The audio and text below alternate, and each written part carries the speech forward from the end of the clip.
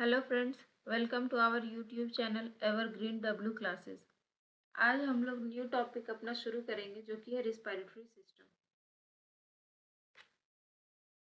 तो हम लोग अपने पहले क्वेश्चन के साथ आगे बढ़ते हैं और हमारा जो पहला क्वेश्चन है वो है विच life process converts chemical energy into heat energy.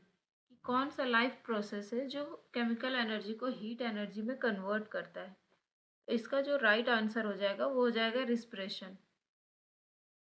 अब लग रहा होगा कि ये रिस्पिरेशन में कैसे केमिकल एनर्जी को चेंज करता है हीट एनर्जी में, जबकि रिस्पिरेशन का मतलब हम लोग सिंपली जानते हैं कि ये breathe in and breathe out होता है। लेकिन रिस्पिरेशन का जो पूरा प्रोसेस होता है वो दो फेज में होता है। एक तो जो हम लोग जानते हैं वो होता है एक्स्ट्रा सेलुलर, एक होता है intra cellular respiration. Intra cellular respiration, intracellular respiration जिसे हम लोग सेलुलर रिस्पिरेशन भी कहते हैं। Cellular respiration, cellular respiration. इसमें क्या होता है सेलुलर रिस्पिरेशन में कि जो ग्लूकोज मॉलिक्यूल होता है C6H6O12, ये ऑक्सीजन और वाटर के साथ मिल करके कन्वर्ट होता है, रिलीज करता है 3 molecule of carbon dioxide plus energy plus water भी करता है। तो ये जो एनर्जी में कन्वर्ट हो रहा है, एनर्जी जो प्रोड्यूस कर रहा है, ये हीट एनर्जी प्रोड्यूस करता है जिससे कि फिर हम लोगों के बॉडी को एनर्जी मिलता है। और दूसरा जो हो जाता है दूसरा फेज हम लोग का, जिसे कह सकते हैं extra cellular respiration. Extra cellular respiration, इसमें जो सिंपली होता है कि ब्रीदिंग प्रोसेस जो होता है, ब्रीदिंग प्रोसेस, इसमें क्या इंक्लूड होता है ब्रीदिंग प्रोसेस। अब ब्रीदिंग प्रोसेस में इंक्लूड होता है कि ऑक्सीजन को लेना, breathe in and breathe out, breathe out. और इसमें जो इन्वॉल्व होता है ये हम लोगों के ह्यूमन बींग्स में जो होता है लंग्स होता है। और इसके लिए डिफरेंट ऑर्गेनिज्म में डिफरेंट डिफरेंट ऑर्गन बना होता है। जैसे कि अगर हम लोग बात करें एक्वेटिक एनिमल्स, एक्वेटिक एनिमल्स का जो होता है रिस्पिरेटरी ऑर्गन ये होता है गिल्स, जैसे लाइक फिश। और इंसेक्ट्स का बात करें, इंसेक्ट्स में क्या होता है कि ट्रैकियल सिस्टम पाया जाता है जिससे कि रिस्पिरेटरी सिस्टम पूरा कंप्लीट होता है। और कुछ ऐसे होते हैं जो प्रिमिटिव एनिमल्स होते हैं, प्रोकैरियोट्स या यूकैरियोट्स में भी, जैसे लोअर लोअर इन्वर्टिब्रेट्स जो होते हैं, लोअर इन्वर्टिब्रेट्स, इन्वर्टिब्रेट्स ये जनरल बॉडी सरफेस से करते हैं अपना body surface through diffusion, entire body surface. यहाँ पे जो डिफ्यूजन का प्रोसेस होता है वो इंटायर बॉडी सरफेस होता है। डिफ्यूजन क्या होता है कि gases of exchange from higher concentration to lower concentration. तो हमारा जो राइट आंसर इसमें क्या होगा कि हीट एनर्जी जो प्रोड्यूस करता है वो हो जाएगा रिस्पिरेशन। अब हम नेक्स्ट क्वेश्चन की ओर बढ़ेंगे और हमारा जो नेक्स्ट क्वेश्चन है वो है द ब्रीदिंग प्रोसेस इन्वॉल्व्स, कि ब्रीदिंग प्रोसेस जो होता है उसमें क्या क्या इन्वॉल्व्स होता है। तो उसमें जो इन्वॉल्व्स होता है वो होता है इंस्पिरेशन एंड एक्सपिरेशन। इंस्पिरेशन मतलब सांस लेना और एक्सपिरेशन मतलब कि सांस को बाहर छोड़ना, breathe in and breathe out. Next question, through which organ is air taken into the body of human beings, कि ह्यूमन बींग्स में एयर किस ऑर्गन से लिया जाता है। तो ऑप्शन ए जो है विंड पाइप है, ऑप्शन बी एल्वियोली है, option C is nostril and option D is bronchi. तो हमारा जो राइट आंसर हो जाएगा वो हो जाएगा नॉस्ट्रिल, क्योंकि सबसे पहले हम लोग जो सांस लेते हैं वो नॉस्ट्रिल से ही लेते हैं। उसके बाद सबसे पहले क्या होता है नॉस्ट्रिल, नॉस्ट्रिल, फिर ये जाता है फेरिंग्स में, फेरिंग्स। और फेरिंग्स जो हम लोग का है ये है common passage for food and air. Pharynx के बाद फिर आता है ट्रैकिया में। ट्रैकिया के बाद ये आता है ब्रोंकाई, एंड ब्रोंकाई डिवाइड हो जाता है ब्रोंक्यूल्स में,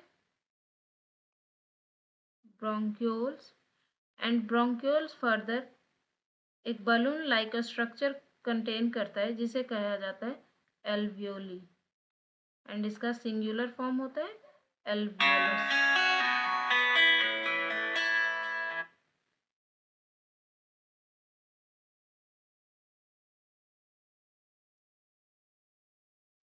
और ये जो एल्वियोली है इसे ही कहा जाता है unit of respiratory organ, respiratory organ. तो हमारा जो राइट आंसर हो जाएगा वो क्या होगा, नॉस्ट्रिल। अब नेक्स्ट क्वेश्चन है during inhalation lungs are filled with air due to. Inhalation मतलब हो गया कि जो हम ब्रीद इन करते हैं, मतलब सांस जो लेते हैं, तो लंग्स जो होता है वो फिल्ड होता है, एयर से फिल्ड हो जाता है। तो वो किसके वजह से होता है, वो लंग फेलियर के वजह से होता है, लंग के कॉन्ट्रैक्शन से होता है, लंग इन्फ्लेशन से होता है, या फिर लंग रिलैक्सेशन से होता है। तो ये जो एयर से जो फील होता है लंग, वो होता है लंग इन्फ्लेशन की वजह से। और लंग इन्फ्लेशन का क्या मतलब है कि लंग का वॉल्यूम बढ़ना, increase of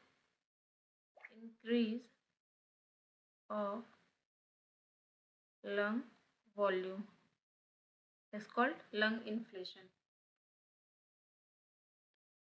Next question, exhalation occurs by, कि जो हम लोग सांस छोड़ते हैं वो कैसे होता है, तो lung inflation, lung deflation, inhalation of air and breakdown of diaphragm. तो एक्सहेलेशन जो होता है वो होता है लंग डिफ्लेशन, कि जो उसका वॉल्यूम होता है वो डिक्रीज कर जाता है, और ये एक रिलैक्सेशन प्रोसेस है, इसमें कोई भी कॉन्ट्रैक्शन नहीं होता एक्सहेलेशन में। Next question, how many times on an average does an adult human being at rest breathe in and out in a minute. कि अगर हम नॉर्मल कंडीशन में है, रेस्ट मोड में है, तो एक नॉर्मल ह्यूमन बींग्स जो होता है और नॉर्मली कितने times breathe in and breathe out करता है, तो ये 15 to 18 टाइम्स करता है, 15 to 18 times. Next question, which of the following is included in exhale. Exhale में कौन सा मॉलिक्यूल जो होता है वो इंक्लूड होता है, hydrogen, helium, water vapour and nitrogen. तो हम लोग जब इनहेल करते हैं, सबसे पहले बात करते हैं इनहेलेशन का। तो इनहेल क्या क्या करते हैं, वो करते हैं O2, CO2 एंड नाइट्रोजन करते हैं, और अदर कुछ कुछ गैसेस मॉलिक्यूल होते हैं जो कि बहुत ही लो अमाउंट में होते हैं। फिर जब हम एक्सहेल करते हैं तो ऐसा नहीं है कि हम एक्सहेल जो करते हैं वो बस CO2 करते हैं। एक्सहेलेशन में क्या होता है कि जैसे यहाँ पे अगर क्या होता है कि परसेंटेज अगर O2 का ज़्यादा है तो यहाँ पे CO2 का कुछ बढ़ जाता है, और एक्सहेलेशन में O2 भी हम लोग एक्सहेल करते हैं एंड नाइट्रोजन कम्प्लीटली एक्सहेल कर देते हैं। नाइट्रोजन को डायरेक्टली बॉडी यूज़ नहीं कर सकता, तो नाइट्रोजन को भी हम लोग एक्सहेल करते हैं। तो यहाँ पे जो राइट आंसर हो जाएगा कि एक्सहेल में कौन सा इंक्लूडेड है, तो वो है हमारा nitrogen is the correct answer.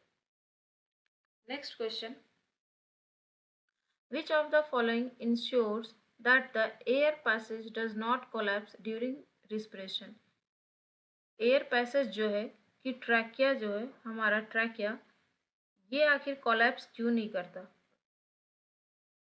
Trachea जो है वो कोलैप्स क्यों नहीं करता।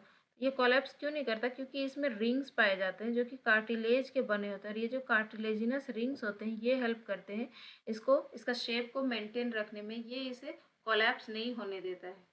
तो इसका जो राइट आंसर हो जाएगा वो हमारा हो जाएगा रिंग्स ऑफ कार्टिलेज। ये जो है कोलैप्स नहीं होने देता एयर पैसेज को।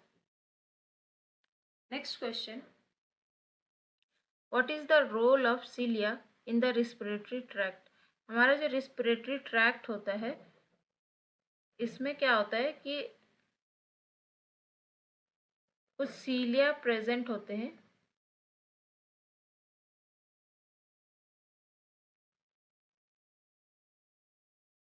यहाँ पे रिस्पिरेटरी ट्रैक्ट में यहाँ छोटे छोटे स्मॉल हेयर लाइक सीलिया क्या होता है, small hair like structure, small hair like structure.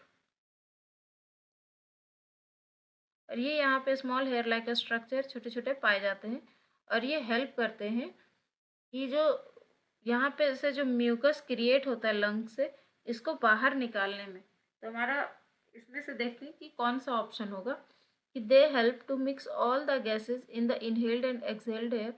ये नहीं होगा। Cilia sweep mucus from the lungs and airway towards the nose. हमारा जो राइट आंसर हो जाएगा वो यही होगा कि जो सीलिया होते हैं वे हेल्प करते हैं म्यूकस को बाहर निकलने में। वो स्वीप करते हैं म्यूकस को लंग्स से टुवर्ड्स द नोज आने के लिए, ताकि जो हमारा रिस्पिरेटरी पैसेज है ये क्लीन रह सके। Next question, what is the function of alveoli. तो हमारा जो एल्वियोली है ये हमारा हो जाता है ट्रैकिया। ये ट्रैकिया फर्दर डिवाइड करता है ब्रोंकाई में, और ये ब्रोंकाई फर्दर डिवाइड कर जाता है ब्रोंक्यूल्स में। अब ब्रोंक्यूल्स में बलून लाइक स्ट्रक्चर होता है ये, इसे कहते हैं एल्वियोली। इसका क्या फंक्शन है एल्वियोली, इसका जो फंक्शन है वो क्या है कि ये सरफेस एरिया देता है जिससे कि गैसियस एक्सचेंज हो सके, गैसियस एक्सचेंज। तो इसका क्या फंक्शन है कि to provide a surface where exchange of gases takes place. ये सरफेस प्रोवाइड करवाता है जहाँ पे गैसेस एक्सचेंज हो सके, और through which method, through diffusion. और डिफ्यूजन क्या होता है, movement of gases molecule from higher concentration to lower concentration, इसे कहते हैं हम डिफ्यूज़न। और ह्यूमन बींग्स में, हमारे बॉडी में जो एल्वियोली से ब्लड वेसल्स में जो गैसियस एक्सचेंज हो रहा है वो डिफ्यूज़न के हेल्प से होता है। क्योंकि यहाँ लंग्स में क्या होता है कि जब हम सांस लेते हैं तो यहाँ का जो कंसंट्रेशन होता है, ऑक्सीजन का कंसंट्रेशन ज़्यादा होता है, और ब्लड वेसल्स में उस टाइम पे यहाँ जो कंसंट्रेशन होता है ब्लड वेसल्स का यहाँ पे कम होता है। तो जिससे कि जो ऑक्सीजन मॉलिक्यूल्स होते हैं वो यहाँ से यहाँ पे आ जाते हैं, मूव करने लगते हैं टुवर्ड्स लोअर कंसंट्रेशन की ओर। तो राइट आंसर जो हमारा जो हो जाएगा वो हो जाएगा option D. Next question, some features of a respiratory surface is in animals are mentioned below, select the incorrect option। इसमें हमें इनकरेक्ट ऑप्शन को चूज करना है, और जो कि रिस्पिरेटरी सरफेस के बारे में है, मतलब कि एल्वियोली के बारे में। तो पहला जो ऑप्शन है वो है presence of a mechanism for moving air in and out of this area. कि जो सरफेस रिस्पिरेटरी सरफेस होता है वहाँ पे मैकेनिज्म होता है कि एयर जो होता है वो मूव कर सके अंदर की ओर और बाहर की ओर। तो ये तो बिल्कुल सही है। दूसरा ऑप्शन जो हमारा है कि इट इज़ वेरी थिक, कि सरफेस एरिया जो होता है वो बहुत ही थिक होता है। तो ये स्टेटमेंट जो है हमारा गलत है, और आंसर जो हमारा पूछा गया इनकरेक्ट। तो हमारा जो राइट आंसर हो जाएगा वो बी हो जाएगा, क्योंकि जो एल्वियोली का जो सरफेस एरिया होता है, ये जो हमारा एल्वियोली है, अगर हम इसे इनलार्ज करके एक को देखें, ये जो एल्वियोली है, ये जो बना हुआ होता है, ये बहुत ही थिन एपिथेलियम का बना होता है। ये किस चीज़ का बना होता है? सिंपल स्क्वैमस एपिथेलियल सेल है, एपिथेलियल सेल। ये सिंपल एपिथेलियल सेल और टिश्यू है जो कि ये सरफेस एरिया प्रोवाइड करता है गैसेस एक्सचेंज के लिए, और ये बहुत ही थिन होता है। अगर थिक होगा तो फिर इजीली डिफ्यूजन प्रोसेस नहीं हो पाएगा। तो हमारा जो राइट आंसर हो जाएगा कि ये इट इज़ वेरी थिक, ये रॉन्ग है, और यही हमारा राइट आंसर भी हो जाएगा। नेक्स्ट क्वेश्चन की ओर मूव करेंगे। नेक्स्ट क्वेश्चन हमारा है, all of the statements given below regarding inhalation in humans are correct except one, which one is not correct. यहाँ पे कुछ स्टेटमेंट दिए हुए हैं ह्यूमन बींग्स में इनहेलेशन को लेकर के, तो यहाँ पे सारे करेक्ट हैं एक्सेप्ट वन। तो इनमें से कौन सा है जो कि करेक्ट नहीं है? तो ऑप्शन ए जो हमारा है वो बोला जा रहा है कि ribs move inward and diaphragm is raised, कि जो रिब्स होते हैं वो इनवर्ड की ओर मूव करते हैं और डायफ्राम जो होता है वो रेज्ड होता है। ऑप्शन बी जो है ribs are lifted up and diaphragm becomes flat. Option C जो हमारा है वो है chest cavity becomes larger, and option D air is sucked into the lungs. तो इनमें से कौन सा है जो कि सही नहीं है? तो जैसा कि हम लोग जानते हैं कि डायफ्राम, पहले देखते हैं कि क्या होता है।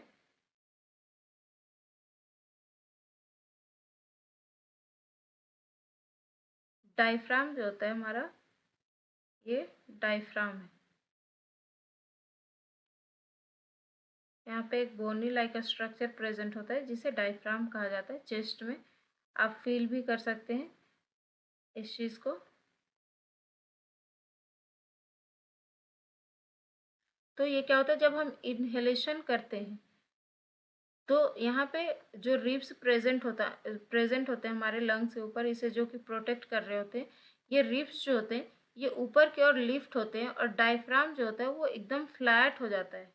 ये फ्लैट हो जाता है जिससे कि लंग्स का जो वॉल्यूम है वो बढ़ सके और ज़्यादा से ज़्यादा एयर हमारे लंग्स में फिल हो सके। तो ये क्या होता है कि फ्लैट हो जाता है, इसका पोजीशन चेंज होकर डायफ्राम का फ्लैट हो जाता है और रिब्स जो होते हैं वो ऊपर की ओर उठ जाते हैं। तो ये हमारा जो ribs are lifted up and diaphragm becomes flat, ये बिल्कुल सही है। और जो चेस्ट कैविटी बिकम्स लार्जर, ये भी सही है कि चेस्ट कैविटी इससे लार्ज हो जाता है जब हम इनहेलेशन करते हैं, और ये एक कॉन्ट्रैक्शन प्रोसेस है। इसमें डायफ्राम जो होता है वो कॉन्ट्रैक्ट कर रहा है और फ्लैट हो जा रहा है। और एक्सहेलेशन जो है, मतलब सांस जो हम लोग छोड़ते हैं, वो एक रिलैक्सेशन प्रोसेस है। उसमें हम लोग कुछ नहीं कर रहे होते, उसमें सारे मसल्स जो होते हैं वो रिलैक्स कर रहे होते हैं। यहाँ हमारा जो ऑप्शन डी है कि air is sucked into the lungs, और इस तरह से एयर जो होता है वो लंग्स में आता है। तो इसमें से कौन सा नहीं करेक्ट है? तो वो ऑप्शन ए जो है वो करेक्ट नहीं है, क्योंकि यहाँ पे बोला जा रहा है ribs moves inward and diaphragm is raised, कि डायफ्राम रेज करता है। तो यहाँ पे डायफ्राम रेज नहीं करता है बल्कि फ्लैट हो जाता है। तो यहाँ पे बोला गया विच वन इज नॉट करेक्ट, तो ऑप्शन ए जो होगा वो करेक्ट नहीं, और हमारा आंसर जो हो जाएगा वो ऑप्शन ए होगा।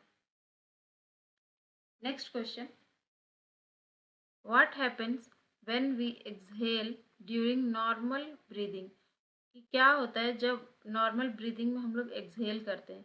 Option A is the diaphragm is flattened, तो ये तो हमारे इनहेलेशन प्रोसेस में होता है, इनहेलेशन में होता है। Option be a residual amount of air remains in the lungs, तो यही जो हमारा है वो सही होगा, कि जब हम एक्सहेल करते हैं तो ऐसा नहीं है कि जितना भी एयर है सारे के सारे बाहर आते हैं, ऐसा नहीं है। कुछ अमाउंट में हमेशा लंग्स में एयर प्रेजेंट रहते हैं ताकि सफिशिएंट टाइम मिल सके फिर से इनहेलेशन करने के लिए। तो जो रेसिडुअल अमाउंट है एयर का, residual amount in the lungs, ये बिल्कुल करेक्ट है। नेक्स्ट ऑप्शन बोला जा रहा है कि all carbon dioxide is expelled from the body, तो सारे कार्बन डाइऑक्साइड एक्सपेल्ड नहीं होते, ये तो बिल्कुल गलत है। द लंग्स आर कॉन्ट्रैक्टेड, इसमें जो लंग्स होते हैं वो रिलैक्स होते हैं, तो ये भी रॉन्ग स्टेटमेंट। हमारा जो राइट स्टेटमेंट है वो ऑप्शन बी है। नेक्स्ट क्वेश्चन है, name the process through which gaseous exchange takes place across the cell membrane. इस सेल मेम्ब्रेन से जो गैसेस एक्सचेंज होते हैं उस प्रोसेस को क्या कहते हैं? तो उस प्रोसेस को कहा जाता है डिफ्यूजन प्रोसेस। डिफ्यूजन होता है कि gases of movement of gaseous substances from higher concentration to lower concentration. Next question. In terrestrial animals, exchange of gases takes place by diffusion. Which among the following statements are true about respiration in these animals? कि terrestrial animals में generally जो होता है वो gaseous exchange जो होता है वो डिफ्यूज़न प्रोसेस के थ्रू होता है। तो इनमें से कौन सा स्टेटमेंट जो है वो सही है रिस्पिरेशन के लिए? ऑप्शन ए जो है diffusion through their surface. Diffusion जो होता है वो सरफेस के थ्रू होता है, तो ये बिल्कुल सही है। ऑप्शन बी जो है they have fine and delicate surface that enables exchange of gases. कि जो सरफेस एरिया होता है वो बहुत ही फाइन मतलब पतला और डेलिकेट होता है ताकि जो एक्सचेंज हो सके गैसेस का वो ईजिली हो सके, तो ये भी सही है। क्योंकि हमारा जो एल्वियोली होता है वो सिंपल स्क्वेमस एपिथेलियम का बना होता है जो कि बहुत ही थिन लेयर होता है, सिंगल मेम्ब्रेनस लेयर होता है।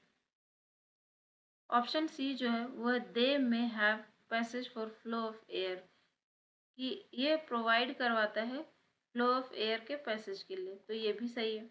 नेक्स्ट ऑप्शन जो हमारा है वह they have less surface area but heavy blood flow for respiration. तो यहाँ पे लेस सरफेस एरिया नहीं होता जब बल्कि लार्ज सरफेस एरिया होता है। लार्ज सरफेस एरिया होता है हमारे एल्वियोली के सरफेस में। और तो ये ऑप्शन जो जाएगा वो गलत है। तो यहाँ पे बोला गया है कि इनमें से कौन सा स्टेटमेंट करेक्ट है, तो ए बी एंड सी जो हमारा है वो करेक्ट होगा, तो ऑप्शन ए होगा वो राइट आंसर हो जाएगा। नेक्स्ट क्वेश्चन जो है, with the maximum amount of air that can be exhaled after maximal inspiration is called। कि जब हम मैक्सिमल इंस्पिरेशन करते हैं मतलब जैसे एक होता है कि फोर्सफुली जो हम इंस्पिरेशन करते हैं उसे मैक्सिमल इंस्पिरेशन कहा जाता है, और उसके बाद जब हम एक्सहेल करते हैं तो उसको क्या कहा जाता है? उसे रेसिडुअल वॉल्यूम कहा जाता है, उसे टाइडल वॉल्यूम कहा जाता है, उसे बेसल वॉल्यूम कहा जाता है, या उसे लंग वॉल्यूम कहा जाता है? तो ऐसे को लंग वॉल्यूम कहा जाता है।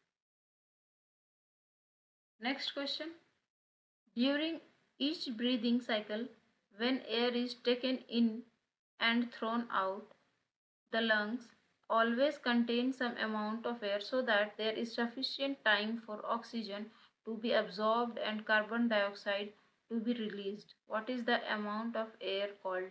कि एक नॉर्मल ब्रीदिंग साइकिल में जो होता है कि एयर जब हम लेते हैं और छोड़ते हैं तो लंग्स में जो हमेशा होता है कि कुछ अमाउंट ऑफ एयर प्रेजेंट होता है ताकि जो सफिशिएंट टाइम मिल सके ऑक्सीजन के एब्जॉर्प्शन के लिए और कार्बन डाइऑक्साइड के रिलीज के लिए।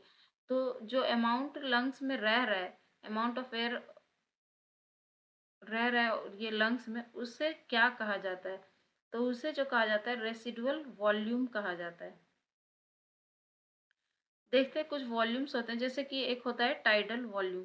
तो टाइडल वॉल्यूम क्या होता है कि जो नॉर्मल हम लोग ब्रीदिंग करते हैं उसे कहा जाता है टाइडल वॉल्यूम। नॉर्मल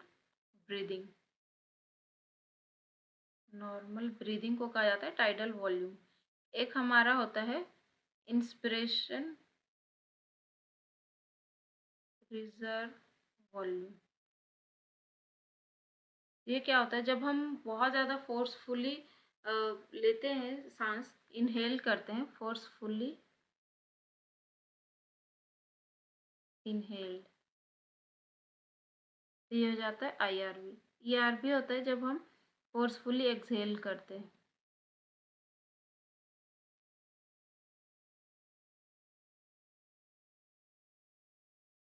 और इन सबको सारे जितने भी होते हैं इनको जोड़ देने से टोटल लंग कैपेसिटी निकल जाता है। लंग कैपेसिटी कि लंग का कितना कैपेसिटी है कि वो एयर को ले सके। नेक्स्ट क्वेश्चन,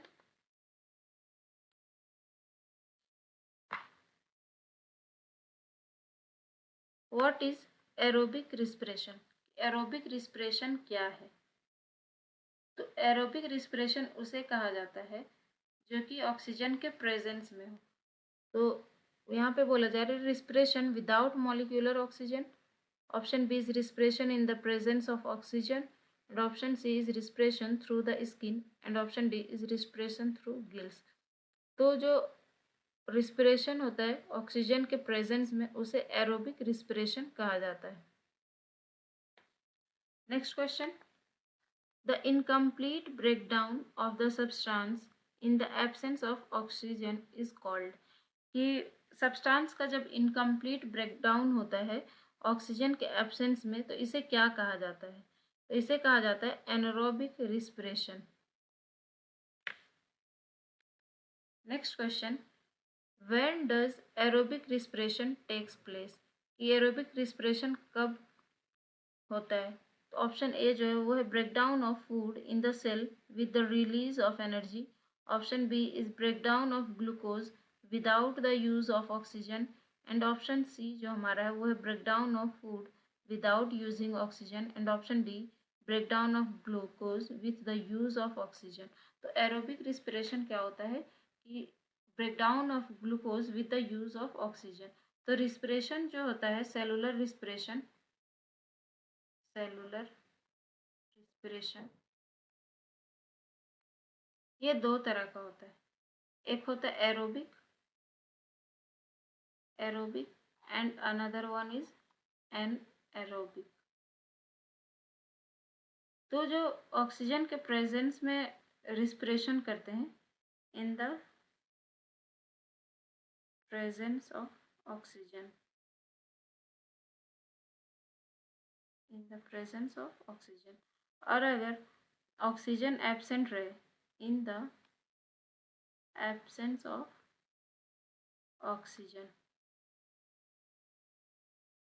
इसे कहते हैं एनारोबिक रिस्पिरेशन। तो सेलुलर रिस्पिरेशन में क्या होता है कि एक ग्लूकोज मॉलिक्यूल होता है, ग्लूकोज ये 6 कार्बन मॉलिक्यूल होता है, ये ब्रेकडाउन होता है, ब्रेकडाउन इनटू 3 कार्बन मॉलिक्यूल जिसे नाम दिया गया है पायरुवेट, ये पायरुविक एसिड, पायरुवेट ये एक 3 कार्बन मॉलिक्यूल है, 3 कार्बन कंपाउंड मॉलिक्यूल है। तो इसमें क्या होता है कि ये कॉमन होता है, ये कॉमन पाथवे होता है जिसे कहा जाता है ग्लाइकोलाइसिस पाथवे, ग्लाइकोलाइसिस पाथवे। ये सबसे स्टार्टिंग का पाथवे है जहाँ पे जैसे हम लोग जो फूड लेते हैं, फूड हम लोग लेते हैं वो कन्वर्ट होता है ग्लूकोज में, और ये ग्लूकोज फर्दर ब्रेक डाउन होता है पायरुवेट में, और ये जो पायरुवेट है फिर इसका अलग अलग फैट होता है। अगर इसे एरोबिक रिस्पिरेशन मिले तो फिर ये फर्दर डिवाइड करता है, टूटता है, और अगर यहाँ पे अगर नहीं मिलता है ऑक्सीजन तो फिर ये चेंज हो जाता है इथेनॉल में, तो इसका फैट अलग हो जाता है। तो ये डिपेंड करता है कि ऑक्सीजन प्रेजेंट है या नहीं है, तो इसे ही सेलुलर रिस्पिरेशन कहा जाता है। नेक्स्ट क्वेश्चन जो हमारा वो है, in the respiration process complex organic compounds such as glucose are broken down to provide energy in the form of. कि जब ग्लूकोज टूटता है, ग्लूकोज टूटता है पायरुविक एसिड में, पायरुविक एसिड में, तो ये रिलीज करता है ATP, 2 molecule of ATP, 2 molecule of ATP, और ये एक कॉमन पाथवे है, एरोबिक एंड इनएरोबिक दोनों में ये कॉमन पाथवे होता है। तो यहाँ पे बोला गया है कि ये एनर्जी प्रोवाइड करता है, और एटीपी जैसा कि हम जानते हैं ये मॉलिक्यूलर एनर्जी करेंसी है, तो इन द फॉर्म ऑफ एटीपी, जो ऑप्शन बी जो हमारा हो जाएगा वो करेक्ट आंसर हो जाएगा। नेक्स्ट क्वेश्चन जो है, the breakdown of glucose to pyruvate takes place in the during energy production. कि जो ग्लूकोज टूटता है, हम लोग देखते हैं कि ग्लूकोज किस तरह से टूट रहा है। ग्लूकोज जो है वो एक 6 कार्बन मॉलिक्यूल है, यहाँ पे ये टूटता है सबसे पहले पाइरूवेट में, पाइरूवेट में टूटा। अब हम बात करते हैं in the absence of oxygen, कि यहाँ पे ऑक्सीजन नहीं है, तो ये जो हो रहा है ये ईस्ट में हो रहा है, ईस्ट में। इसे फर्मेंटेशन प्रोसेस भी कहते हैं। तो यहाँ पे जो टूट रहा है ethanol plus CO2 plus energy.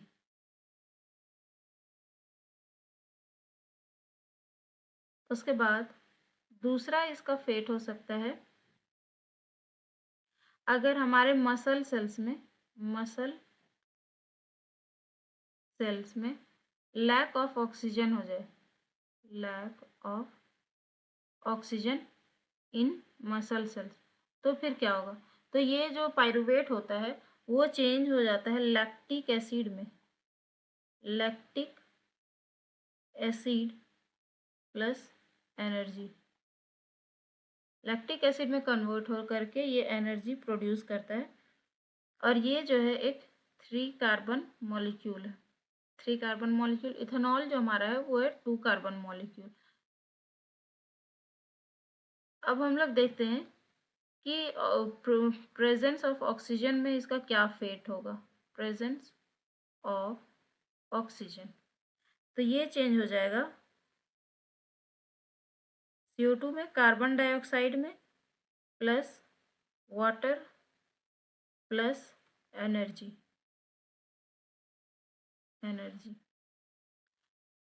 तो ग्लूकोज से जो पाइरूवेट बन रहा ये तो हमारा हो रहा कहाँ? साइटोप्लाज्म में, सेल के साइटोप्लाज्म में। और ये लैक्टिक एसिड का जो फॉर्मेशन हो रहा वो मसल सेल्स में हो रहा। और पाइरूवेट जो कन्वर्ट होता है इसका कंप्लीट डिसोसिएशन होता है CO2 में। तो ये प्रोसेस जो होता है ये होता है माइटोकॉन्ड्रिया में। और यहाँ पर ही ATP का फॉर्मेशन होता है, जिसके लिए माइटोकॉन्ड्रिया को power house of the cell कहा जाता है, जो कि हम लोग इसे पहले से जान रहे हैं कि इसे power house of the cell कहा जाता है। और रीज़न यही है कि जो कंप्लीट डिसोसिएशन हो रहा है ग्लूकोज मॉलिक्यूल का, और जो हम लोगों को एनर्जी प्रोवाइड करवा रहा है वो माइटोकॉन्ड्रिया में हो रहा है। इस केस में क्या होता है कि एनारोबिक रिस्पिरेशन में हम लोगों को जनरली 2 ATP ही मिलता है, 2 ATP। लेकिन अगर एक ग्लूकोज मॉलिक्यूल कंप्लीट ब्रेकडाउन होता है, जैसे हम लोग ह्यूमन बींग्स में तो ऑक्सीजन के प्रेजेंस में ब्रेकडाउन हो रहा है, तो हम लोगों को 38 ATP इससे मिलता है या फिर 36 ATP। ये डिपेंड करता है कि कौन सा ऑर्गन्स में ये हो रहा है, 36 और 38 ATP। तो यहाँ पे बोला जा रहा है कि ब्रेकडाउन ऑफ ग्लूकोज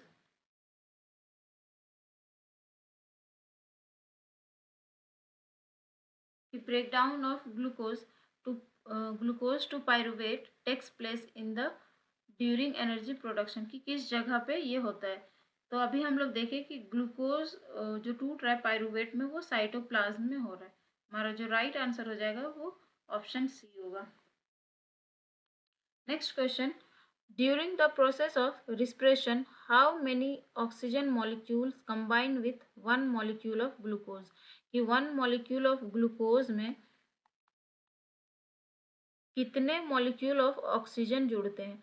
तो इसमें 6 मॉलिक्यूल ऑफ ऑक्सीजन जुड़ते हैं, प्लस वाटर जुड़ता है, और ये फिर रिलीज करता है 3 carbon of CO2 plus water plus energy.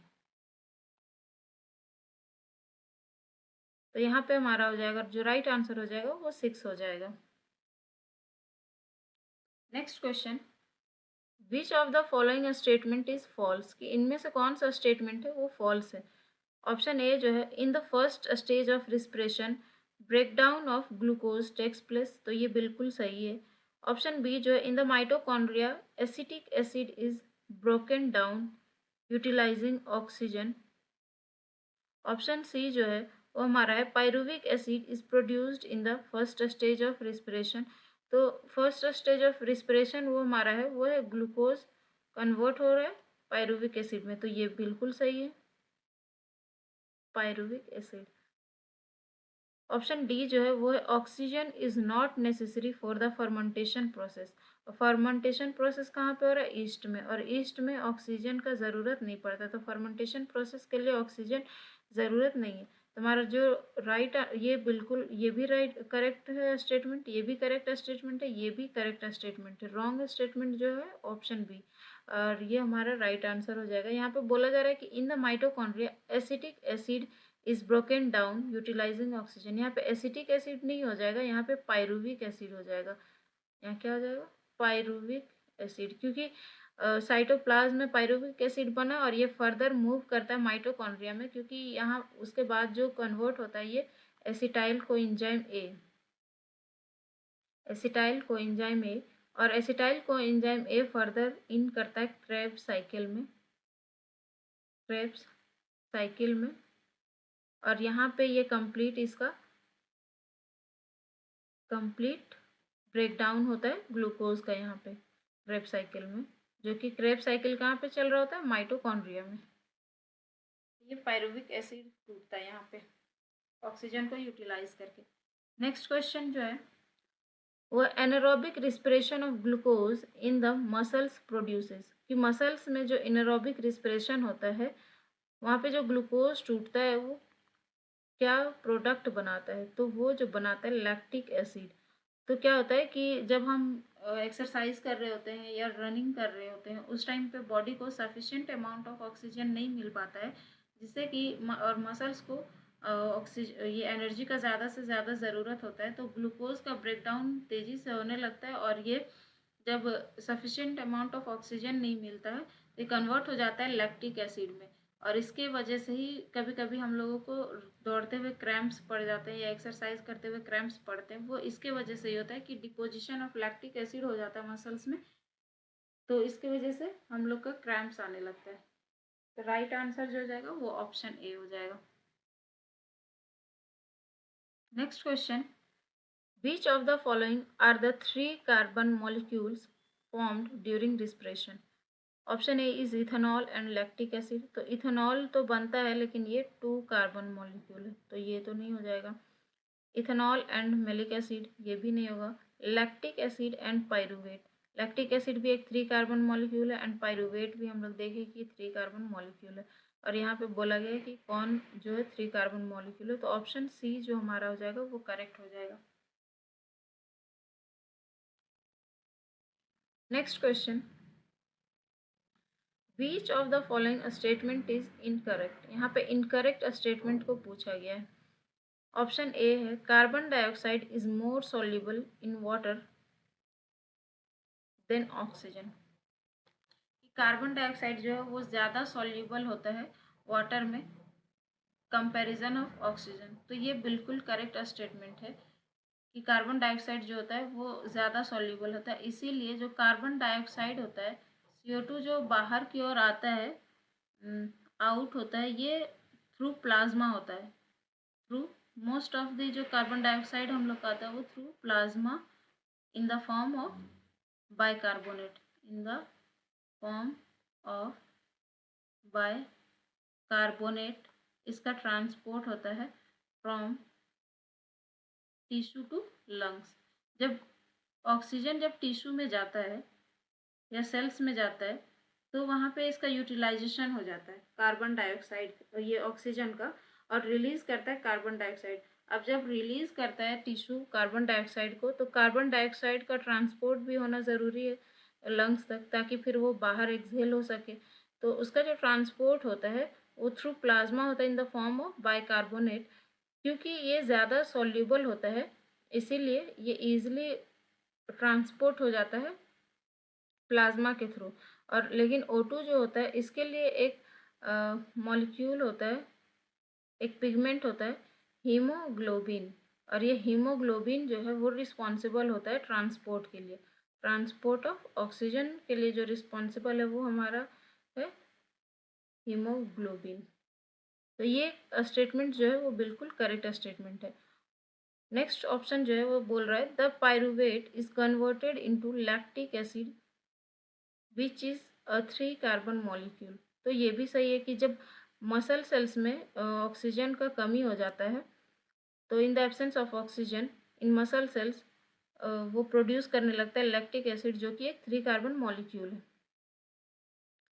Option C बोला जा रहा है the respiratory pigment is present in the white blood corpuscles. ये जो स्टेटमेंट है ये रॉन्ग है। रिस्पिरेटरी पिगमेंट जो हमारा हीमोग्लोबिन है, हीमोग्लोबिन ये प्रेजेंट होता है आरबीसी में, मीन्स रेड ब्लड कॉर्पसल्स में। तो ये ऑप्शन इनकरेक्ट है और यहाँ पे पूछा गया इनकरेक्ट ऑप्शन, तो हमारा जो राइट आंसर हो जाएगा वो सी हो जाएगा। ऑप्शन डी में बोला गया the walls of the alveoli contain an extensive network of blood vessels. Alveoli में क्या होता है, उसका जो वॉल होता है वहाँ पे बहुत ज़्यादा नेटवर्क पाया जाता है ब्लड वेसल्स का, क्योंकि यहाँ पे गैसेस एक्सचेंज करना होता है, तो इसके लिए ज़्यादा से ज़्यादा ब्लड वेसल्स के नेटवर्क चाहिए होते हैं। ये भी हमारा करेक्ट स्टेटमेंट है। और ये एक इम्पॉर्टेंट स्टेटमेंट है कि कहाँ पे लंग्स में किस पोजीशन पे extensive network of blood vessels पाया जाता है, तो वो एल्वियोली में पाया जाता है। Next question, which of the following statements is correct with reference to aerobic respiration?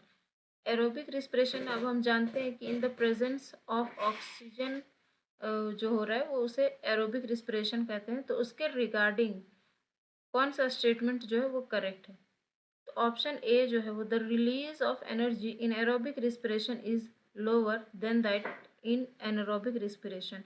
तो ये बिल्कुल भी रॉन्ग स्टेटमेंट है, क्योंकि एरोबिक रिस्पिरेशन में एरोबिक रिस्पिरेशन में हम लोग को ज़्यादा एनर्जी मिलता है। एरोबिक में हम लोगों को मोर एनर्जी 36 और 38 एटीपी मिलता है, लेकिन एनारोबिक में हम लोगों को मात्र 2 एटीपी मिलता है। तो ये स्टेटमेंट जो है वो रॉन्ग है। ऑप्शन बी जो है इन माइटोकॉन्ड्रिया 1 मॉलिक्यूल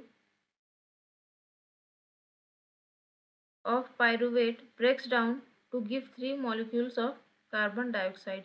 कि माइटोकॉन्ड्रिया में जब एक मॉलिक्यूल ऑफ पायरुवेट जो टूटता है वो देता है 3 मॉलिक्यूल ऑफ कार्बन डाइऑक्साइड। तो ये वाला जो ऑप्शन है वो हमारा करेक्ट है। यहाँ पे करेक्ट ही पूछा गया, तो ऑप्शन बी जो हो जाएगा वो करेक्ट आंसर हो जाएगा।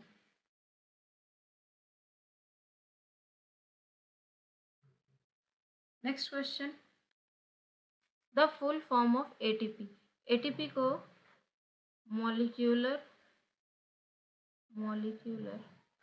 करेंसी भी कहा जाता है, क्योंकि ये एनर्जी प्रोवाइड करता है। और इसका जो फुल फॉर्म है वो है एडिनोसिन ट्राइफॉस्फेट। तो ऑप्शन सी जो हो जाएगा वो बिल्कुल करेक्ट आंसर होगा। नेक्स्ट क्वेश्चन है which one of the following connects oxygen to provide energy in our body. मतलब कि ये हमारे बॉडी को एनर्जी देने के लिए कौन सा मॉलिक्यूल है जो ऑक्सीजन से कनेक्ट होता है, मीन्स कंबाइन होता है, तो वो होता है ग्लूकोज। ग्लूकोज जो है इसे मेजर सोर्स ऑफ एनर्जी भी कहते हैं, major source of energy carbohydrate को कहा जाता है जो कि ग्लूकोज है। नेक्स्ट क्वेश्चन हमारा है वो है breathing is harder at high altitudes compare to the sea level because कि जब हम हाई एल्टीट्यूड की ओर जाते हैं तो ब्रीदिंग जो होता है वो डिफ़िकल्ट होने लगता है। इसका क्या रीज़न है? Option A the rate of diffusion of gases is decreased at high altitude. तो नहीं, ये स्टेटमेंट जो है वो रॉन्ग है, क्योंकि जब हम हाई एल्टीट्यूड में जाते हैं तो जो रेट ऑफ डिफ्यूज़न होता है वो बढ़ जाता है। Option be the concentration of oxygen is very high at high altitude. तो हाई एल्टीट्यूड में जो ऑक्सीजन का कंसंट्रेशन होता है वो कम हो जाता है एटमॉस्फेयर में। Next question, colder temperature constrict Airways. ये भी रॉन्ग स्टेटमेंट है। And option D the atmosphere is less dense at high altitude. तो ये वाला जो ऑप्शन डी है वो करेक्ट है। इस एटमॉस्फेयर जो होता है वो कम डेंस होता है हाई एल्टीट्यूड में, जिसके वजह से क्या होता है कि ब्रीदिंग जो होता है वो हार्डर होने लगता है। Next question, in humans respiratory pigments are. Humans में जो है वो रिस्पिरेटरी पिगमेंट्स क्या है। तो ह्यूमंस में जो रिस्पिरेटरी पिगमेंट्स है वो हीमोग्लोबिन है। और हीमोग्लोबिन का जो आरबीसी का जो रेड कलर है वो due to the presence of heme. और हीमोग्लोबिन में एक आयन पाया जाता है, आयरन आयन। तो ये एक इम्पॉर्टेंट क्वेश्चन बनता है कि हीमोग्लोबिन में कौन सा आयन पाया जाता है, तो आयरन आयन पाया जाता है। मेलानिन जो है वो स्किन कलर देता है, डिटरमाइन स्किन कलर। ये भी एक पिगमेंट है, स्किन कलर के लिए है। रोडोप्सिन आई के लिए है। क्लोरोफिल हम लोग जानते ही हैं कि प्लांट में रिस्पिरेशन के लिए। क्लोरोफिल फोटोसिंथेसिस के लिए, सॉरी, क्लोरोफिल जो है वो फोटोसिंथेसिस के लिए। तो ये आज का हमारा लास्ट क्वेश्चन था। आई होप आपको ये चैप्टर पसंद आया हो, आज का सेशन पसंद आया हो। अगर को पसंद आया है तो लाइक करें, चैनल को सब्सक्राइब करें और हमारे साथ बने रहें। Thank you so much.